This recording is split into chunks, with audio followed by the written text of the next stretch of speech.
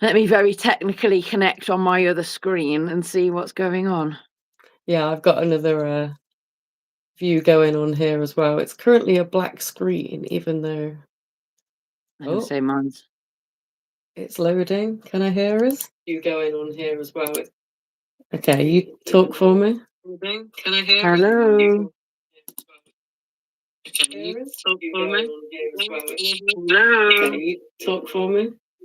Oh, that's a horrible feedback then. I've got so many different ones I know, overlaying that was each other. horrible. Sorry, So- guys. Oh my word, we do it So are every we saying time. that we can be heard all right then? Yes. Okay, cool. Excellent. Why we That's can't good. through each other's phones right now, I don't know. So bear with us, guys. Today is going to be a strange stream. We're probably both in a shitty mood now, to be honest. We both weren't in very good moods to begin with, and then technical issues every time is the reason that makes me want to give this whole thing up. It's like every week we have, if it's not the same problem, more problems, and it drives me mad. It's unbelievable. Like, we've both spent money on decent mics to like... But let's take our mics off, because for some reason it doesn't work. You know, when you just like, oh my God. Just streaming gods be on our side, please, this evening. It has been a hell of a lot of stress. And literally, like you said, we've already started with bad moods. Mine started yesterday with the 3.5 hour traffic jam.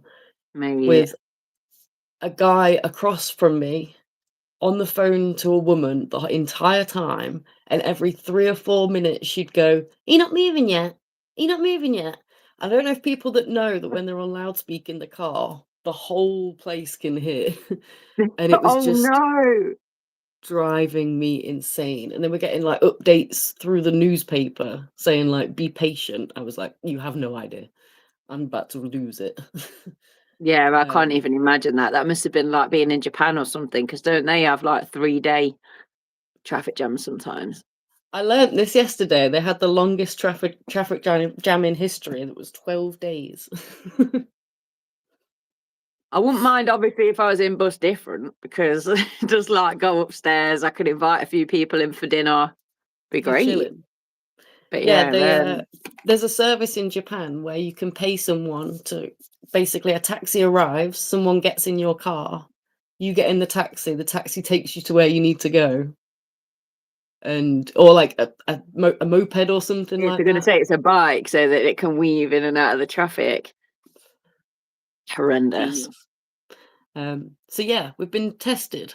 What are you in a bad mood for?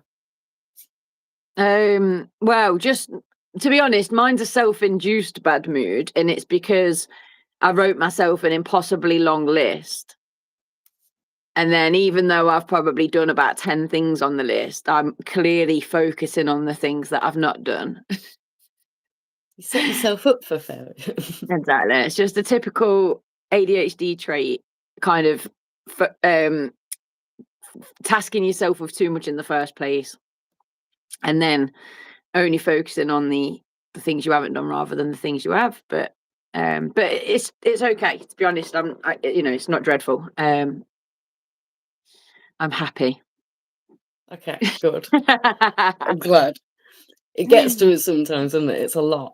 And especially when you're working and at the same time trying to run this everything, the bus, a different human design, beat the odds, like it's everything at once. And I think I'm sure you feel like you're being pulled very thin in life right now. Just a little bit. But well just done. A mild case of overwhelm. Just mild. But yeah, well done, because you have to be reminded, I think, of the amazing things you are doing. And Bus Different last year, I can't believe the traction that it made online and like around the actual UK. Like, people got to see it and we got to see people's response to it. And yeah, man, that was all you and your mum. Yeah, I know. We couldn't have done it without mum. So if anyone wants to, if anyone wants to support Bus Different, Lindzi is shaving her head on the Friday the 13th, is it, of March? Yeah. So if you would like to donate, Lindzi, how do they do that? It's on Just Giving, I think. Was it just giving under bold and bald the pages, but I will have to I'll share the link in the comments after the stream, because Okay, it's wicked. it's on my link tree. So if you go to my socials and view the link tree, it is in there, but I've not actually added it to the website yet, which would be the easiest place, wouldn't it? Okay, So, I'll be sure to put it in the description as soon as it's finished as well. thank you. So yeah, if you would like to support Bus Different, by all means, get in the live. Someone's saying add me to the live. No. You can stay, Oh, you I can see. enjoy Yeah. it. You are But, in the live. Yeah, this isn't like strangers that have met online. Like, we're doing a thing right now. But What is the topic this evening, Steph? Do you want to introduce? well, it runs in very well because we're being tested. And apparently we signed up for this shoot. Which I is put the in the thing that caption. quite often I'm sat there asking myself, like, seriously? I signed up for this? Like, I either missed the terms and conditions completely. Like, I don't want to sound like a spiritual Karen, but I want to speak to the manager because I need a refund or some amendments. Spiritual Karen. That's Can hilarious. we renegotiate this contract, please? Someone says nip reveal when. It literally happens about the last minute of the stream, so stay with us. About 7 o'clock, nip reveal. Totally. I'm down for that. So yeah, please enlighten us. On What soul are soul contract. contracts? Why are we in this mess? Let's give some order to the chaos. Please help us understand, why is this happening? So a soul contract then is the belief that before we embark on our life on earth, we actually sit down with our spirit team, and we, as a soul, as an energy ball, we come to an agreement as to what lessons we want to learn on this time on earth, and what our big events will be, what our situations will be, how we're going to kind of achieve those lessons for our soul. So the soul contract outlines who your parents are going to be, key people that you're going to come across in your life, and key situations. But it's worthwhile remembering that we always have free will also. So even though these soul contracts exist, you could keep turning down an opportunity and turning down an opportunity your whole life. You know, that's the beauty of free will.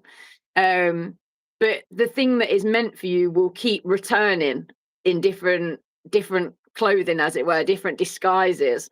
And that's the same with the lessons that we're learning as well. So you might not specifically have said, I want to sit in a 3-hour traffic jam to give myself an opportunity to test my patience, but you might have said, I want to experience what it's like to be an impatient person and to develop my patience throughout my life. And then situations will occur that enable that learning to happen. Okay. So even with the soul contract as well, the belief is that we have like a group of souls that we keep returning to earth with. This is in like the basic kind of human form. Obviously, I believe I'm from an alien race, so my soul contract would be slightly different. Me too, mate. But so the idea is though that you're returning with the same family of souls, like the same class, like when you keep returning to school with the same class after the holidays, but you might play different roles for each other each time you return. So in this lifetime, who's your mum? In the last lifetime could have been your best mate or your daughter, or those roles could have been reversed. And even that your enemies in this lifetime on this earth plane may well be someone that is your friend in the soul world, and they've just kind of took one for the team, as it were. They've played a role because you needed somebody to play that role to give you the experience that you wanted in this life. Can you imagine if we said that to our actual friends? Like, I'm really crap at this. I need you to make it so horrible for me that I learn a lesson. And that makes like, I Yeah. love you so much. I will do that for you, mate. I suppose like we do talk about like the tough lessons. Like what's that phrase that we use when tough love? You know, it's like tough love, but at the next extreme. Yeah, Um definitely. so yeah, and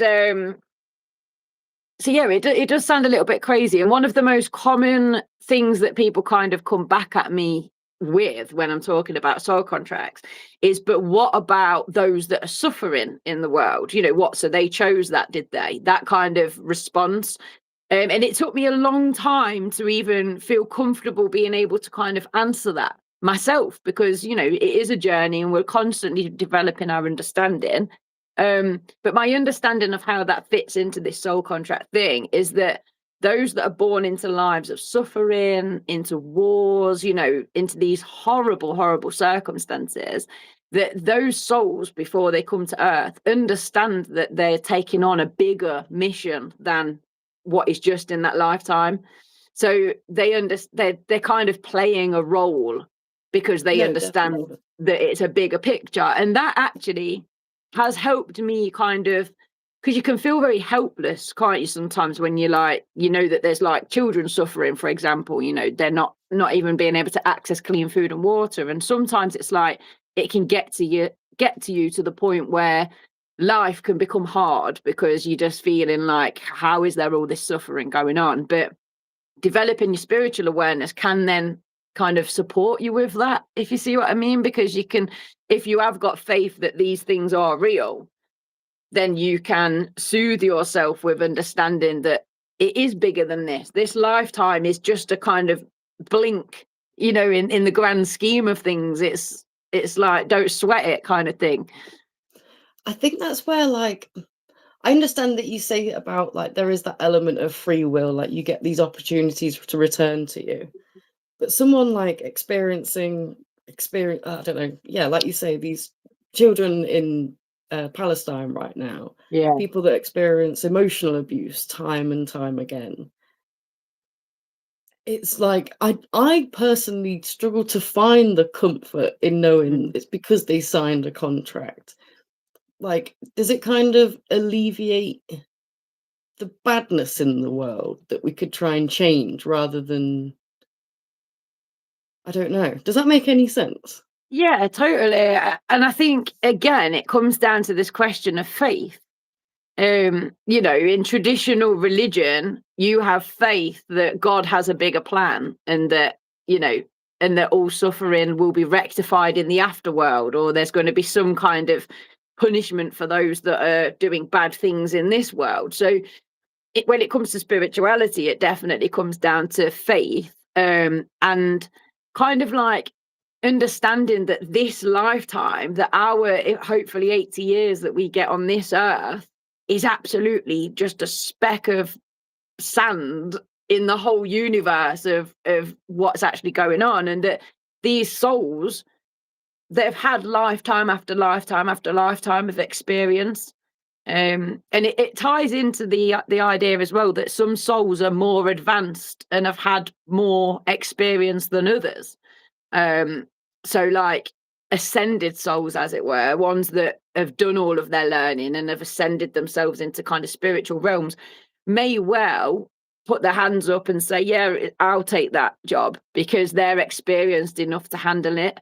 So they're kind of, in this world, what we're facing at the minute, right now, currently, is like a real kind of divide. We're going to go into one way where the world's going to be destroyed by greed and poverty and war, or we're going to evolve and we're going to start to behave from a place of love, light. Now, if that was destiny and that's always been the way that it's meant to happen, somebody has got to fill those roles of war, of poverty, of neglect. Somebody's kind of got to take one for the team, as it were, to create this whole stage show that we're all part of at the minute.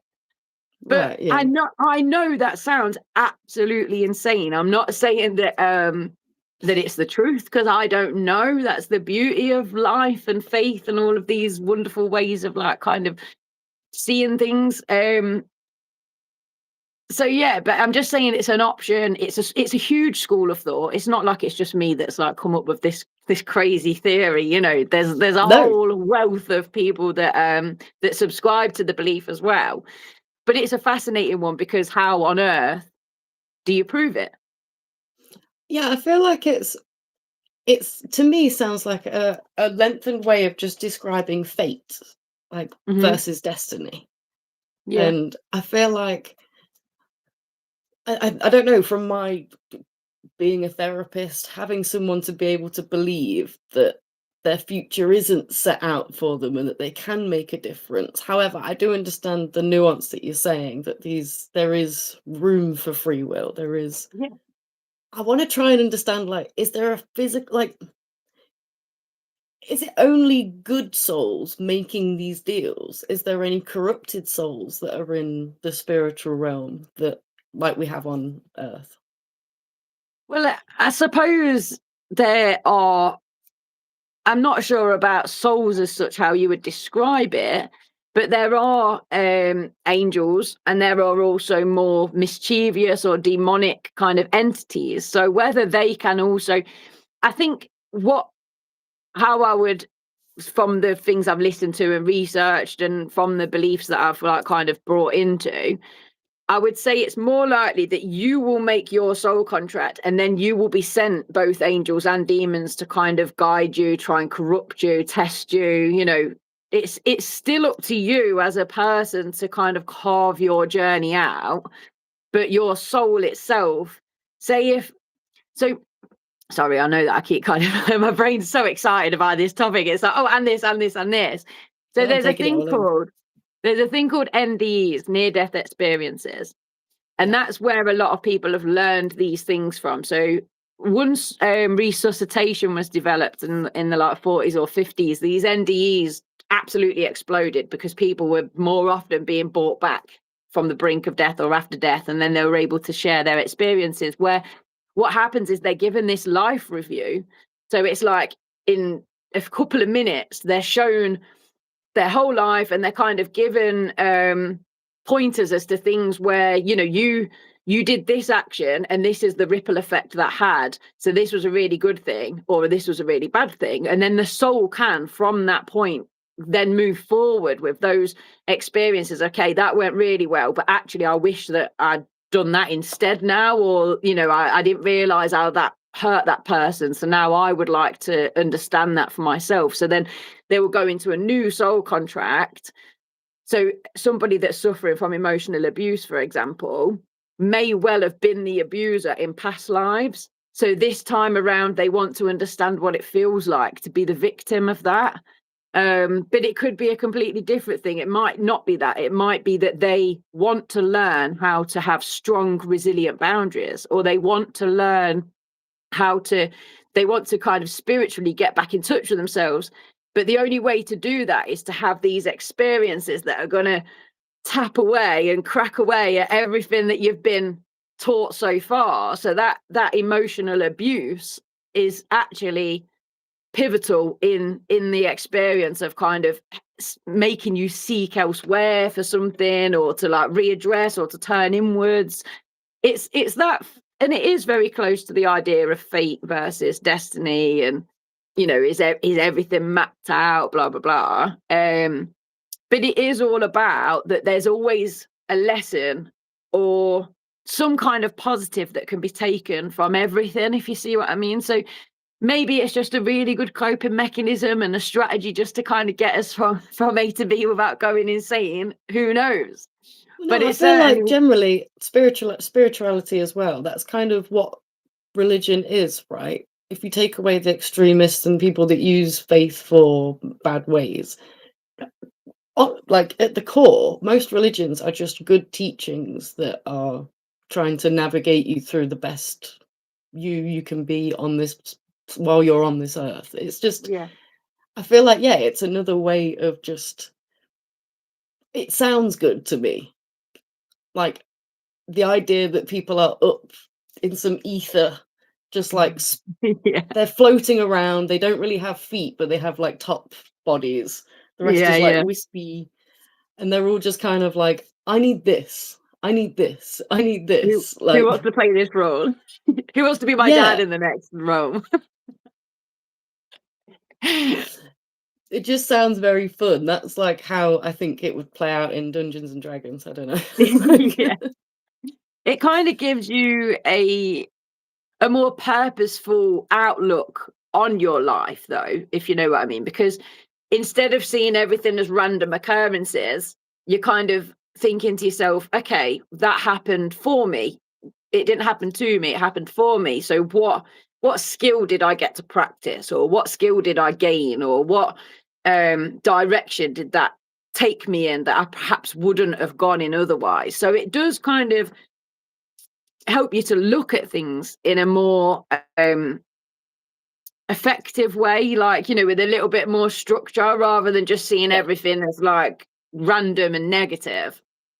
Yeah, I think it provides a structure for someone to be able to apply that, someone that might not inherently just naturally do that, or someone that can't find a way of doing it a different way.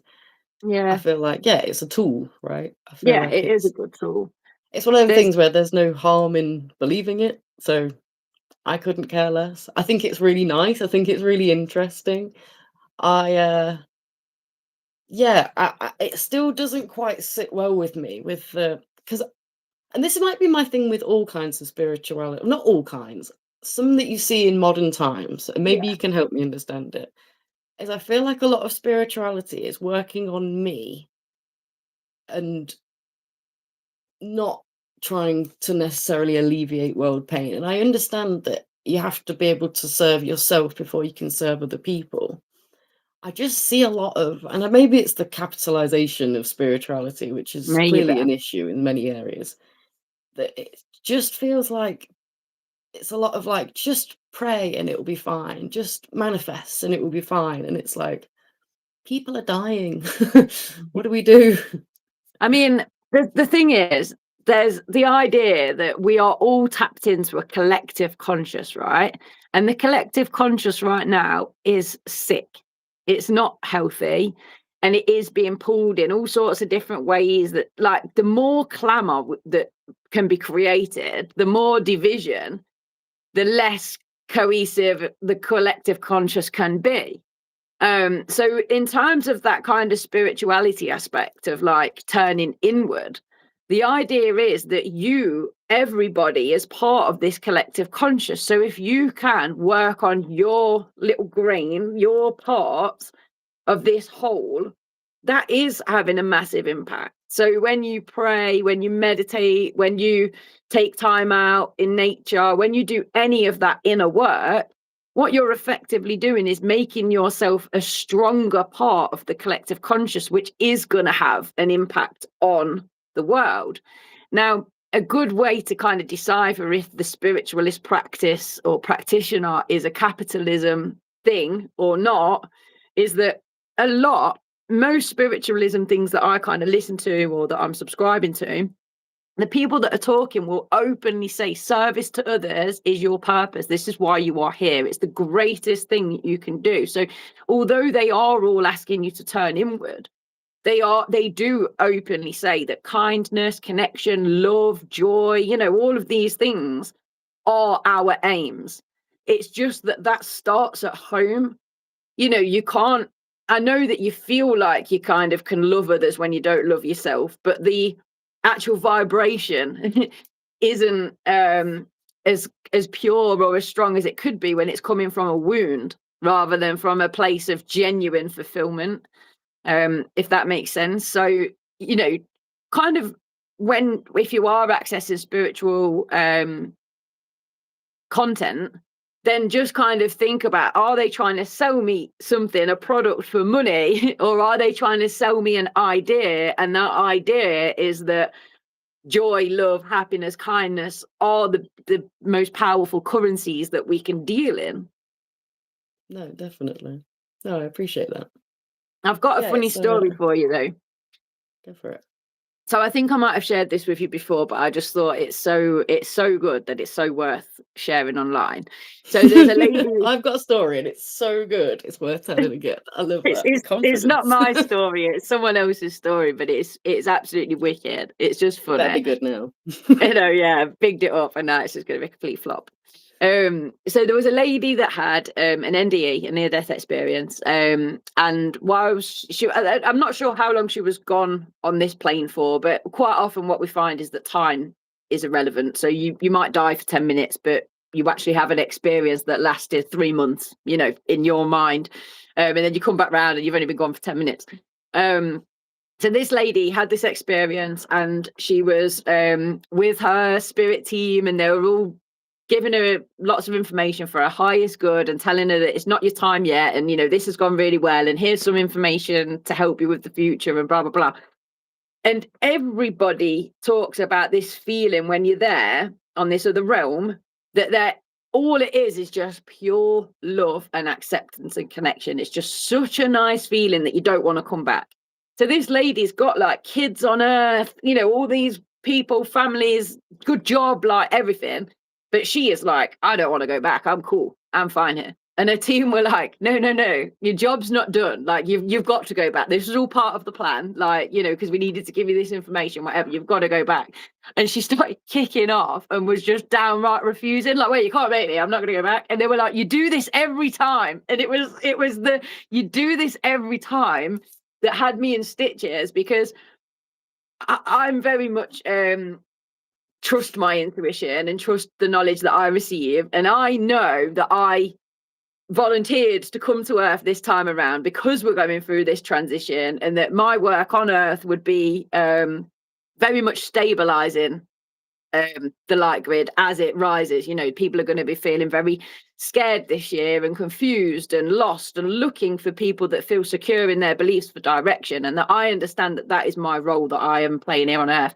But I tell you what, when things get bad, I'm like, why did I volunteer for this? I don't want to come back again.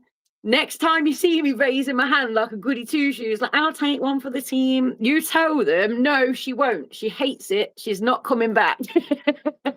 And this woman was literally like kicking off in the spiritual realm, like trying to run away, and then like kicking and screaming. They put her back in her body, and it's like the last memory she's got is like her being forced back down whatever passage they push you down, and then like suddenly she's come back round in this realm, but with all these memories of being like an absolute menace. And her team That's saying, hilarious. you say this every time. It's that part that actually got me, because like when you start to kind of really research this area and start to gain lots and lots and thousands of people talking about these experiences, this isn't just like an isolated incident. Yeah, you do start to kind of think, do you know what, like, I don't know, it helps me relax that this world isn't the only world, that these world's problems like poverty and war and abuse and these horrible things are playing a purpose. And I know that sounds so selfish, because maybe when I get my life review, they'll show me this point and they'll be like, you misunderstood that, that's not how you were meant to be feeling about it. Who knows? But it does, like, it's like when you meditate and you end up really going quite deep, and then when you come back around, you realize how little all of this actually matters. It's like the grand scheme of things is bigger than we can ever perceive with our little human mind. So there's the connection, right, between when you dream and for the moments when you die. And we understand the chemical DMT. It's released into the brain, and this happens when you're born, when you die, and when you dream. And so even they think maybe during birth now, they're starting to recognize that it might happen during the birthing process. This idea of one life leading on to the next sort of thing, right? It's a nice idea. From my understanding of the scientific explanation to it, DMT is something that is a euphoric feeling, and you can take this as a synthetic drug or a natural drug if you imagine to find it. It's a hallucinogenic, but on a ridiculous scale. Yeah. People use it for treatments now, I believe, like they do ketamine. But it is a chemical that seems to give everybody the same trip, like you've just experienced. Yeah. You enter this euphoric place with this euphoric feeling that you don't want to leave. You're greeted by the most kindest people, and everyone literally experiences. There's a snake woman, like a Yeah. godly Yeah. snake woman that feels very like motherly. She wraps around you. There's a few symbols that keep repeating. And again, I read into the collective unconscious, definitely. And what I think's happening is during the moments of death and during the moments of birth, which are both very traumatic times, Yeah. Yeah. our brains are being protected by a chemical that can literally take you out of this world Mm. and put you in a meditative state. Whether that is an actual realm of being or just you're off your tits. Whatever it What's the is, difference? Yeah. yeah, it equally comforts me knowing that science has got my back, because dying is something that terrifies me. And if Yeah. I think that it's just like that feeling of like, you know, when you're like, I'm so comfy, I don't want to wake up, Yeah. Yeah. then I'm Yeah. all right. Like, if that's how I go, at least I hope that's how it feels, because we see that people hit certain stages, right? People see loved ones at the end of their bed. People Yeah. start Yeah. seeing people. The fact that we're seeing the exact same thing, I think, is very interesting. But I Yeah. also do see how, with the collective unconscious and how what we would all need to feel safe in, and that's being off our tits, I think. So, and this is the thing, like it's such a relevant point because DMT does exist scientifically. We know that our brains release DMT at the point of death. We also know what DMT does because people take it and they tell us, and they're doing experiments where they're trying to map out the DMT world. So lots of people take it at the same time, and then they're like trying to kind of draw, the world that they go to. Is it a world we can explore? And this is the thing, there's no way of saying whether the realm that DMT takes us to exists or whether it's just a trip. But like the fascinating thing for me is, well, what happens next then? So you die, DMT is released, you have this wonderful trip. What does the trip just end? Because you ain't got a body to go back to. Yeah. Like, and also for me, that's like, no, but the trip doesn't end because that is it. That is life. That is you have entered the realm where you will stay until you pop back into another body. But also, like, so the shamans or shamans, which one is it? I'd Shaman. say shaman, but I actually have no idea. Okay. Shamans in the tribes, when they take ayahuasca to then be able to go back to their tribe, and which ayahuasca and DMT pretty much same kind of thing, and they go back to the Very tribe to be similar. able to give the information. They talk about this thing of like basically bouncing out of their body up to Orion's belt and get into Orion's belt as part of this ayahuasca trip, and as part of the skill of being able to be a shaman and to be able to do this is to launch yourself out of your body. Which then you think, well, that's the same as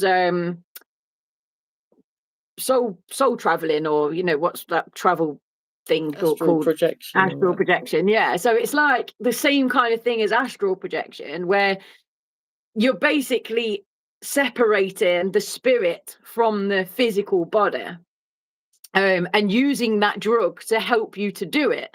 So for me, I just see it that that's all that DMT is. It's just kind of helping you to make that transition through the portal from one realm to another realm, like from the realm we came from into this existence, and then the realm we go back to after this existence. But I mean, we won't know really until we kind of, well, we must have done the journey before and then we've come through it again. But because that's the other thing, isn't it? People say, well, why do we forget then? If we're here to do such important work, surely it makes sense for us to remember that when we get here. It would be really but that helpful. it would be helpful, but that is part of the life journey as well, is like learning to understand yourself, learning how to kind of listen to the signs, listen to the clues, to communicate. I think it's probably hard to send somebody back with just a bit of knowledge. It's kind of an all or nothing thing, and they can't send you back with everything. We need to find somewhere that we can write a big enough note. Like, I mean, like, go to a countryside hill and like burn it into the grass forevermore. Yeah. A link to this podcast. For next time around. So it's like, Yeah, that's me. If you're watching this in the future, you might be me. Well, there you go. Like, sometimes I find it fascinating when I find somebody in history that I really, really vibe with, and then I'm like, maybe I was her. Who's to say? Maybe the reason I'm vibing with her so much is because I was her. Like, you just don't know, though, do you? It's like the possibilities are so exciting. Every so often, I'm like, bipolar or spirituality? Like, Well, it could be me. we definitely need to kind of cover that again, because I think that was fascinating when someone dropped it in the comments, and it is very much about looking at the full picture, isn't it? Like, if you've got these crazy beliefs, but you're also kind of living in a bit of an unhealthy way, then maybe it's mental health. Steph, I'm just going to nip to the loo. Do you want to look through some of the comments while I quickly nip for a wee? I'll give them a go if they're as interesting as when we left them. Don't show your nip without me. Of course not. It happens right at the end, guys. Don't worry about it. You haven't missed it. Do it for donation. Yep, she's shaving her head. Hello, beautiful ladies. Hello to Anna. Hey to Kat. Hey to Dane in the chat. Do bad souls sign up to evil contracts? That's what I mean. That's what I was trying to work out. But it sounds like there's good and bad trying to interfere the whole journey. I thought you were Fern Cotton for a second. Oh my god, I can't read. Jesus. That is Fern Cotton. She has a new podcast. Don't forget to subscribe, and she'll be back again after she's gone for a week. I can't remember what she said now. Watch the film Soul. There you go, everyone. That's your recommendation. Is that only released in natural death? What about sudden death? So there is natural death, sudden death. If you have a near-death experience, like Lindzi said, of any kind, you will experience it even when you come back, and that's why these people have been able to give these accounts. Very interesting. What is your favorite gas station? I'll answer it. I can't even think of one. I've been to some good ones. Oh, the one in Birstall in Leicester does a $7.99 pepperoni pizza, and if you get it when it's just been made, like I went to buy it and he was like, if you got 50 minutes, I'll bang you a new one in. I was like, okay, cool. It was the best pizza I've ever had. Oh, nice. I wish we had petrol stations where they came and put the petrol in for you. That would be my favourite. They used to do that in Rothley. I don't know if you remember that. Yeah, see, I remember the petrol station being there and people saying that, but I don't know whether I was driving when that was still a petrol station or not. I love that. Like, Steph, is that you just getting called an emo? Could be you. Might be me, happy we can make the jump without drugs. Most definitely. I think they can come as good souls but get dark energies attached to them. Oh, this is your friend from Awaken. Yeah, of course. Yeah. And this is the thing, isn't it? It's like there's intricacies within the beliefs of where good and bad comes from, of if it exists, and I still don't know when it comes to the kind of good bad argument whether demons exist, whether people have got demons and angels inside, and then it's whichever one you feed is the one you become. You know, it's such a fascinating and large topic, and like I say, something that we continue to learn about. But definitely, I think we're sent tests, whether that's seen as like a dark energy. But you know, like you might be really focused on an outcome, and you'll get sent like those returning pattern behaviors to try and draw you away from that, and to take that like distractions almost. That definitely happens, but how you kind of categorize it, I don't know. Someone says demons certainly do exist. Also nips now. No, 7:00. Demons certainly do exist. Have you experienced any demons in your life? I want to know. Put them in the chat. I tell you what I do find fascinating is this idea of walking souls, which is that somebody gets carnated in on Earth, and then they just can't do it. They are completely overwhelmed. Yeah, so look, you're there like, be careful what you wish for, because I would hate it if your soul walked out of that body and then a new one came in. I'd be like, who is this person? This is not Steph. Is that what can happen? Yeah, so basically, and this is something that I've only just started to kind of go down this path, so I can only tell you what I know so far, which is that so if you try to die and it's not your time, that's why you'll survive it. So it's very much, but during that accident, during that moment, you could switch one soul out and another soul come in. So people talk about if you haven't got any childhood memories. Now we know that childhood memories can be related to trauma, and that you might not. So it's very common for autistic individuals to not have childhood memories, and it's also then unclear as if that's trauma based or why that is. But one of the beliefs is that that's because a different soul inhabited your body to begin with, and then there was like this major traumatic accident or something, and during that time the soul switched. Because a body is an extremely powerful, cool thing. A soul in that realm would not want to waste a body if they can help it. So they won't waste a life. They will switch somebody in to take that place. Now that is still very new to me, and even I'm aware of how insane that sounds. It's very thrifty. But it fascinates the life out of me that like a soul could kind of go, whoa, I know you tried to warn me of how dense this energy is, but I can't take it. This is horrible. I feel like I'm suffocating. I need out. You know, like SOS, get me out of here. And another soul will go on then. I'll go in. It's kind of scary. I feel like I hope no one finds comfort in that. Do you know what I mean? Like, just because I'm like, oh my God, that sounds horrible. Like I'm joking about that, like me. Like, yeah, I worry that would encourage someone. I don't know. I mean, you'd already have to be in a headspace. Like learning something like that isn't what causes something tragic like that. It's just, I'm sure there's many people on this earth right now that are like, someone else can take this spot. Oh, then I don't feel as guilty.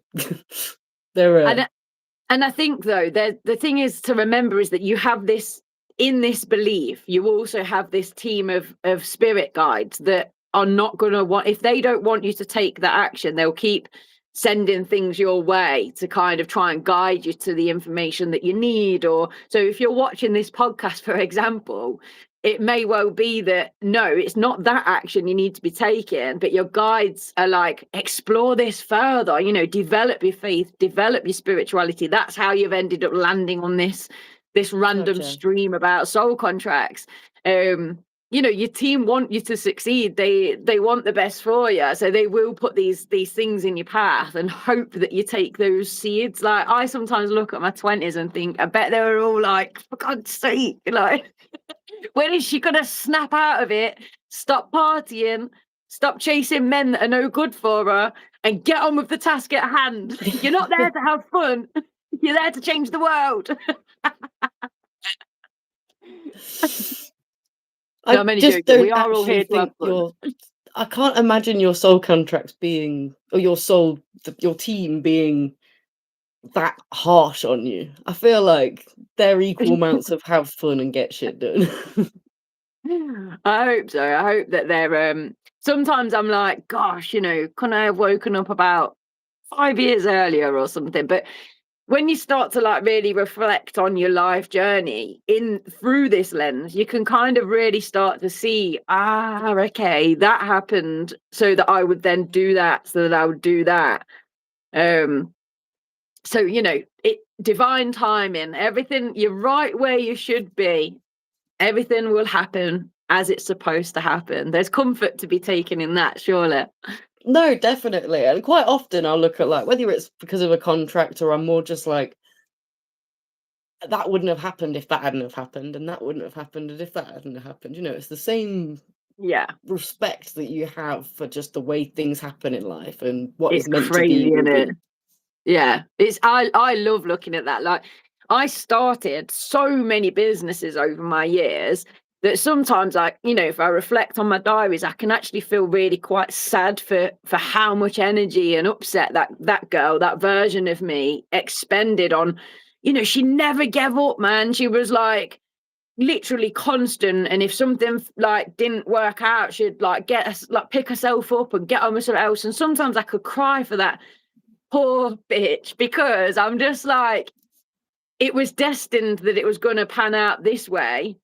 But she was like thinking, another fail, for God's sake, when's my time going to come? But all of those perceived fails were teaching me things that I was going to need for Yeah. this to launch and stuff. And it's still happening now, like, but it's mad when you start to like reflect on, like you say, if that hadn't have happened, that wouldn't have happened. And you think, oh my God, yeah. Yeah, there's no such It's all thing as part of the failure, picture. just opportunities to learn. Yeah. A mental health nurse I knew who worked with rehabilitating inmates told me there are good people and pure evil. Yeah, as a therapist, I can agree with that. And it's actually some of the creepiest people you really shouldn't give therapy to, because they're just taking on the information and they're presenting in this Oh, like. right.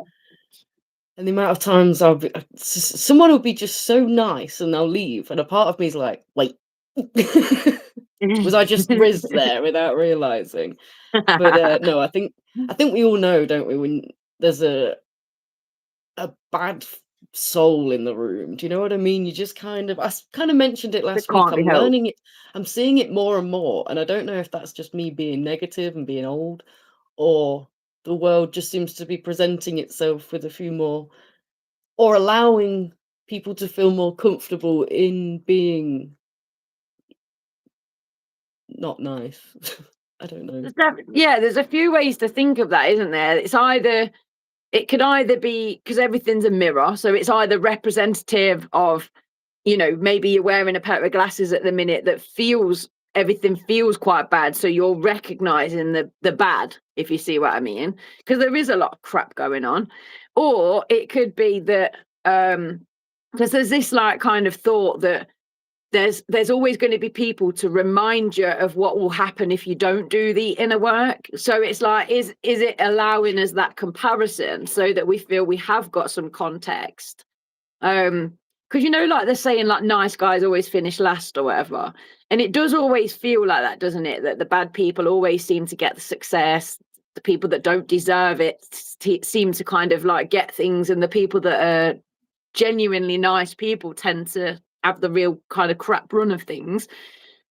But we don't, if we're only viewing it through that small aspect, so we're not seeing, maybe their karma's playing out from a different life, or maybe that example is to teach you a lesson, or maybe there's more to it than what meets the eye, or that what we can comprehend. Like, how different do you think the world would be if karma was instant? Yes, in some ways, and also like I'd have my ass handed to me way quicker in some situations. But no one would ever like learn a lesson, would they? they'd learn through knowing they were going to be punished. Whereas instead, because karma's so elusive and we don't know if it's, and there's all these kind of different beliefs, it leaves us in a much more free will situation where we're still able to kind of take a risk and make a choice. Whereas if we knew the minute we do a bad thing, something bad's going to happen to us, it kind of like takes away the aspect of development.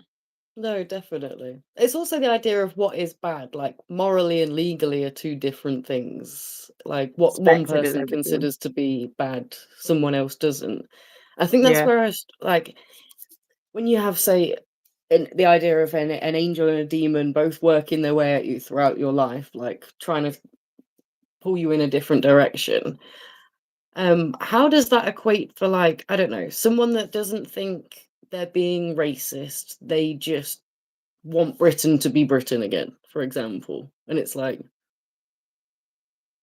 Maybe they're just twitching. Maybe. So I heard a really fascinating thing about that it's possible for us to all be living in this physical world but tuned in to different realms and still kind of crossing paths with people that aren't tuned into your realm, as it were.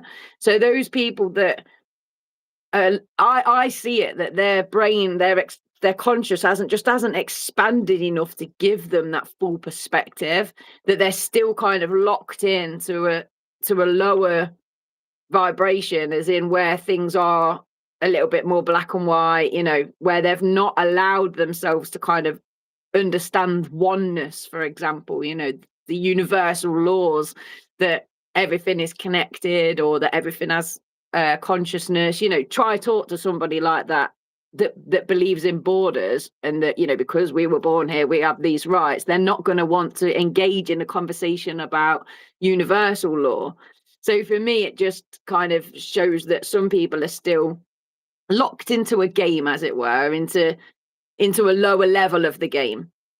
They're still playing their role. They've still got an important role to play. But I suppose, like, you kind of do just get to the point where you work out who wants what conversation, don't you? I suppose it's part of masking. Like, you kind of know there's no point it took me a long time to understand everyone's on their own journey, if you know what I mean, because I wanted to help everybody. I was like, sometimes I'd be going on and on about a certain thing because I just want that person to, like, do better for themselves, but then realizing that that's not actually my job. My job is to kind of lead by example, and those that want that example and are ready for that example will take something from it, but those that aren't ready for that, what you really need for somebody like that is to have their own NDE immediately. Their own big awakening event. Wait, I have to try and work out with YouTube. Wasn't a direct threat, was it? No, it can't be. That's fine. I just have to make sure terms and service. You can't be like, they should just kill themselves. No, push them down the stairs. In Minecraft. So, well, it's 7:00, Linz. Get your nip out. Is it? No way. Sorry, I'm just intrigued by these comments. So when you bring religion into it, it gets a lot more complicated. Yeah, so religion and spirituality are certainly very separate things. Spirituality is much more around your own journey and your own growth, whereas religion is a bit more structured. Religion is a more of a, like, I guess it's more focused. It's like a communal thing, right? Whereas spirituality is something you don't need to go to a dedicated place with a structured God, with a structured set of people to be able to practice your faith in spirituality. Yeah, that is it. I mean, even you'll find in the spiritual realm people saying that you're not doing it right, or this is how you. But I'm of the belief that it is so personal. It's so personal to you that what's right for someone else isn't going to be right for you. But that's the great thing about sharing information. It's kind of like cherry pick the parts that work best best with your brain type, and that's the beauty of life, that diversity. No, definitely. It's like how you get dressed in the morning. Like, Yeah. we all kind of do it in a similar way, but if you were forced to do it how someone else does it, it winds you up every morning. Like, no, why do you put your socks on first? That's so weird. Some people might like that. Exactly. I find this really fascinating. So Seren is saying I have refused healing sessions when I have sensed a demon is present and sent a vicar instead, angels protectors. And do you know what it is with me? It's more of a, if I don't think about the demons, they won't appear kind of thing. I've very much gone in on the angels and spirits realm, and I think I've said to you before, Steph, that like this idea of shadow people and demonic entities, it's almost like, oh, ignorance is bliss when it comes to that. But that being said, I do still put yeah, I do still put protection spells on myself, so it's not like I'm completely ignorant, but yeah, I do. I must say it's definitely a topic that I've avoided a little bit through, through not wanting to delve any further. Hey, no, I get that. It's focus on the positive stuff and the helpful stuff. The But positive I would spell. love to understand how this played out. Like, someone's expecting to give a healing session. The person leaves, and then a vicar knocks on the door. I'm a fan of that kind of move. Like, this place needs blessing. Excuse me. Like, it's my home. But like the beauty around that is that ownership of your own instincts and your own intuition. Just going with your own internal feelings on things like this doesn't feel right. Just because somebody is saying that what they're selling to you or what they're going to do to you is a positive or healing thing, if it doesn't feel right, always trust that first. I've got a few people to send vicars to.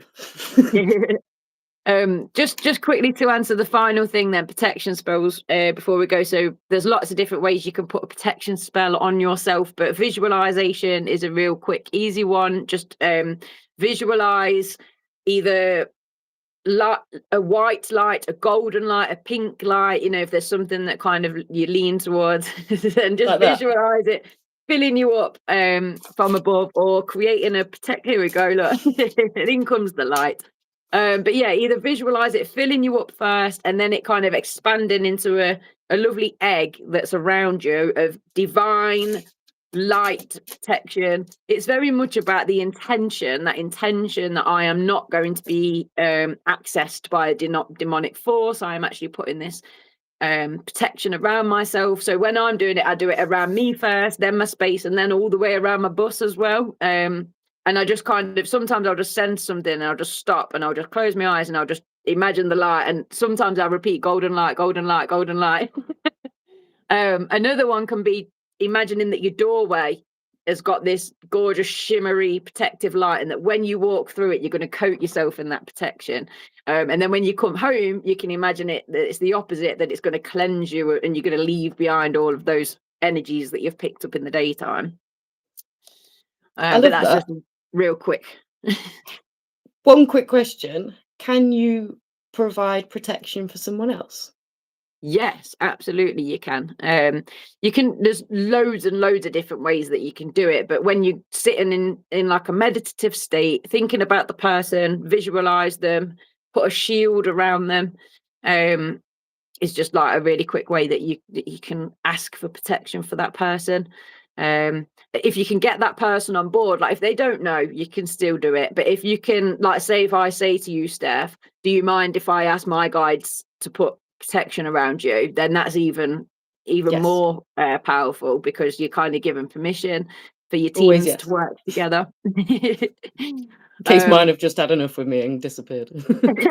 Yeah, like, yes please, any help will do.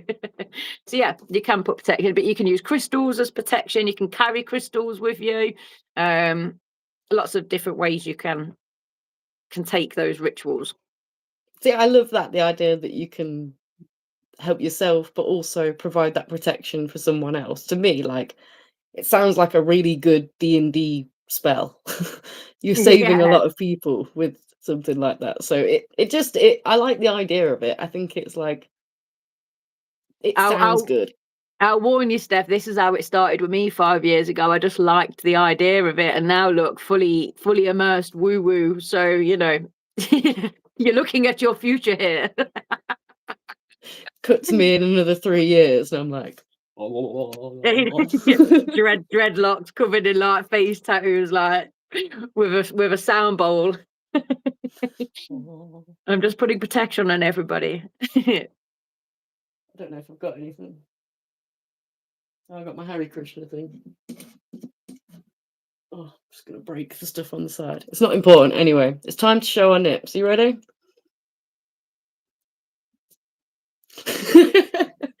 You dirty sods. Wait. Right. Where's my Join the book? Patreon. It might be on there. But yeah, this has been a good conversation. I've enjoyed it. I very If much you've got any enjoyed it. more questions, anyone, put them in the chat. I'm sure Lindzi will see them, and she can either answer them there or next week's podcast. Excellent. Have you got any more announcements for the rest of the week? Not that I can think of. You know what? Like after I'll be like, oh, there was all of those things. But if you haven't bought your copy of A Different Story yet, then Yes. that's available on Amazon. I'm sure if Steph could add the links to the A Different Story and to my Bold and Bold fundraiser, that would be brilliant. I will do that. Check back in 10 minutes. But in the meanwhile, we will see you next week. And Thanks for we hope you joining have us. a lovely week and be good to each other. And yeah, spread the love. Yes. No, Certainly everyone. do. Take care, guys. See you soon. Bye.